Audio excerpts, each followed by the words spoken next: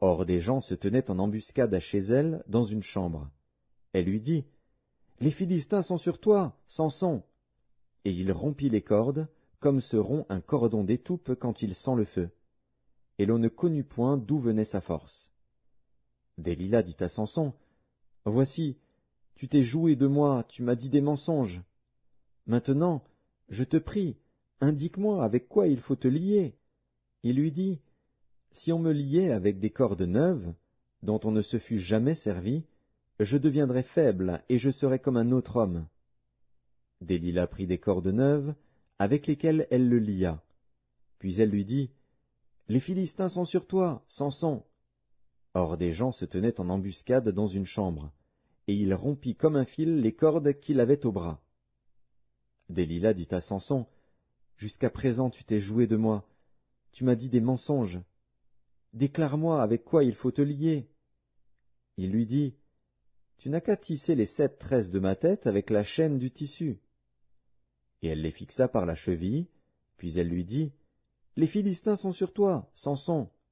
Et il se réveilla de son sommeil, et il arracha la cheville du tissu et le tissu. Elle lui dit, « Comment peux-tu dire, je t'aime, puisque ton cœur n'est pas avec moi? Voilà 3 fois que tu t'es joué de moi, et tu ne m'as pas déclaré d'où vient ta grande force. » Comme elle était chaque jour à le tourmenter et à l'importuner par ses instances, son âme s'impatienta à la mort, il lui ouvrit tout son cœur, et lui dit, « Le rasoir n'a point passé sur ma tête, parce que je suis consacré à Dieu dès le ventre de ma mère. Si j'étais rasé, ma force m'abandonnerait, je deviendrais faible, et je serais comme tout autre homme. » Délila, voyant qu'il lui avait ouvert tout son cœur, envoya appeler les princes des Philistins, et leur fit dire, « Montez cette fois, car il m'a ouvert tout son cœur. » Et les princes des Philistins montèrent vers elle, et apportèrent l'argent dans leurs mains.